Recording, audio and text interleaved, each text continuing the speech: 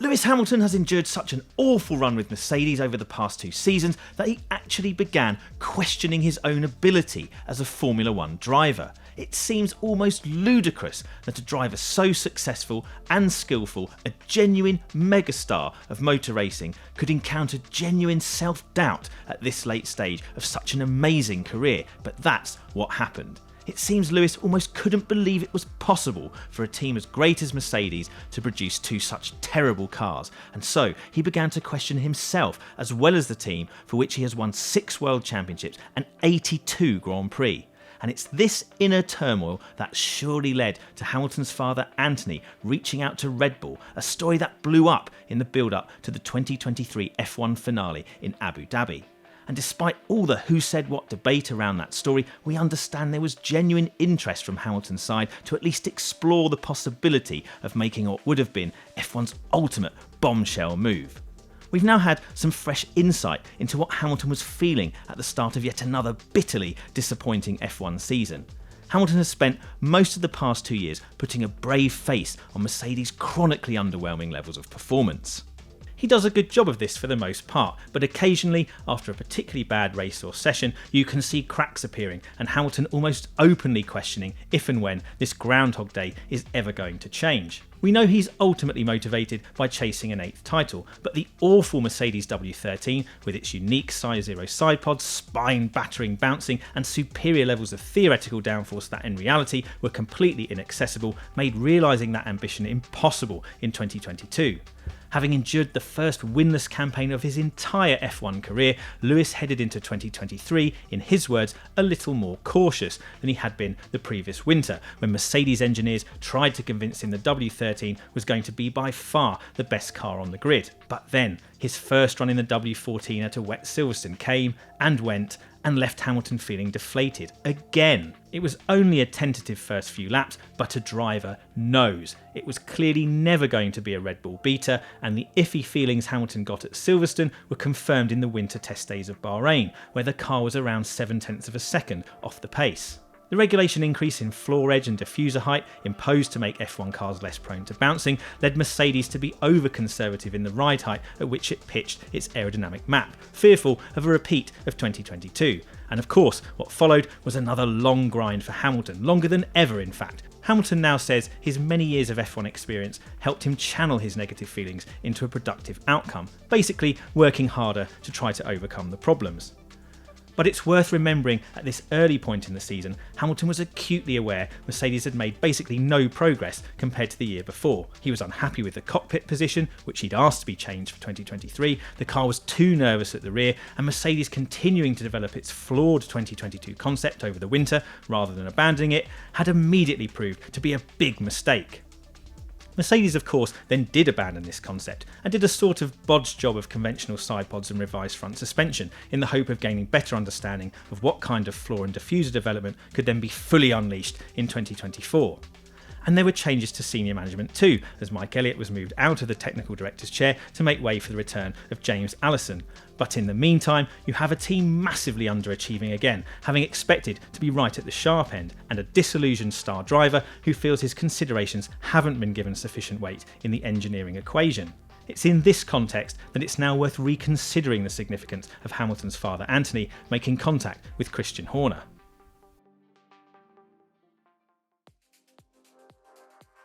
It's perfectly normal for drivers out of contract, as Hamilton was heading into 2023, to cast around the paddock looking for alternative seats. It's the job of agents and managers connected with drivers to do that work. And it's important the work is diligent, because even teams that seem to have stable driver lineups might be secretly looking to make changes.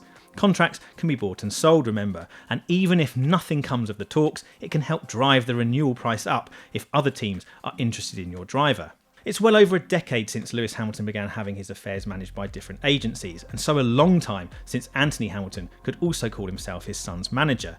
This was certainly the case in the early years of Hamilton's career, but their relationship became strained after Jenson Button joined McLaren. Hamilton learned of the different dynamic between Button and his late father John, and Lewis realised it would probably be healthier for him to have a father-son relationship that wasn't clouded by business and money. But he and Anthony have long since reconciled, with Lewis frequently posting clips to social media of the two of them playing tennis together or hanging out, away from the racetracks of the world. So it's perfectly conceivable that Horner would interpret Anthony's contacting him at a time when Lewis is particularly disillusioned with Mercedes' competitive standing as a legitimate bit of arm's-length driver management. Of course, it's very unlikely Lewis would have moved to Red Bull without assurances of equal equipment and treatment to Max Verstappen. And in any case, Horner is obviously correct to point out Red Bull didn't technically have a seat available. But it's also legitimately possible that Red Bull might have levered Sergio Perez out of his 2024 contract to bring Hamilton in. If someone closely connected with a 7-time world champion and statistically the greatest F1 driver of all time contacts you about the possibility of that driver driving for your team, you certainly wouldn't dismiss that contact out of hand. You can certainly see why Horner might have made effort to contact Lewis directly.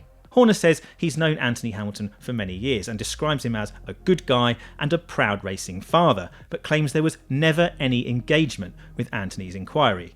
That doesn't quite stack up with what Lewis and Toto say happened, but it's perhaps inevitable Horner would try to play down the significance of all this, given whatever happened in reality didn't ultimately amount to anything.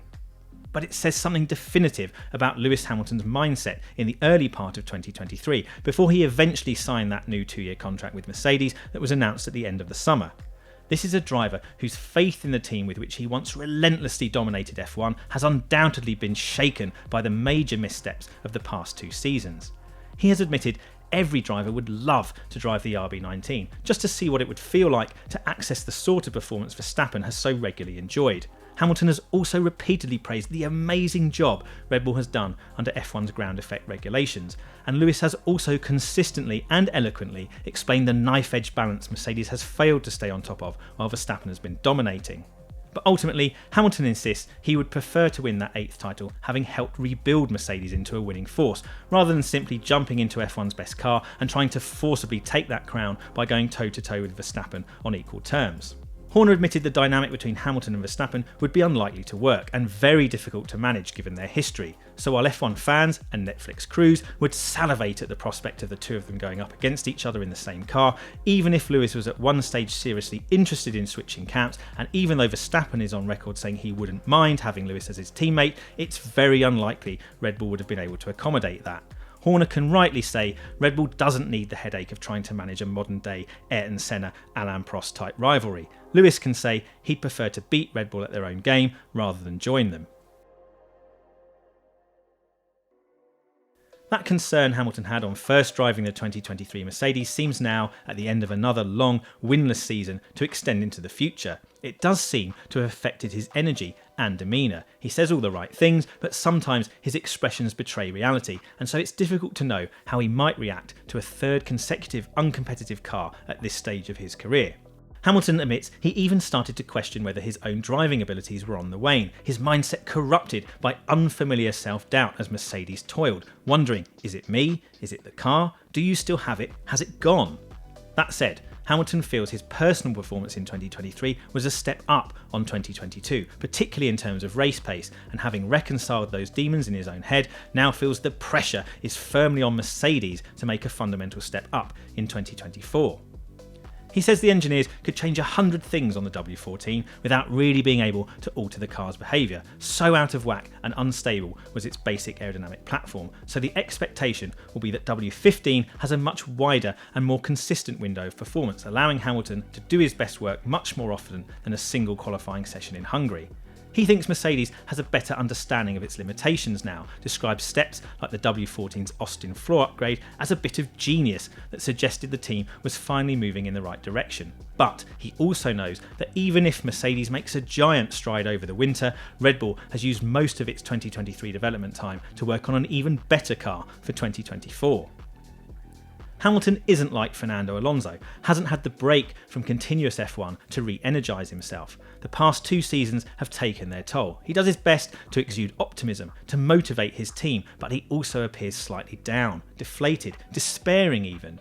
Plug him into a fast car and he would surely be re-energised into the monster performer we all know so well. But what if the fast car doesn't come to him? How long will he wait? He's asked himself those questions and he continues to do so.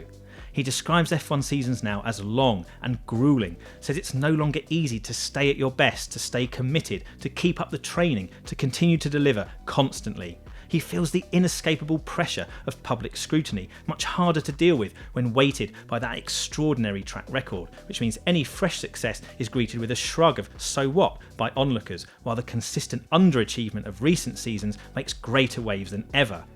Hamilton says he still has the mental and physical resilience to keep going for a good while yet, but although he's committed to racing in F1 beyond his 40th birthday in 2025, you get the sense time really is running out for Mercedes to give Hamilton's incredible F1 career the crowning glory it surely deserves.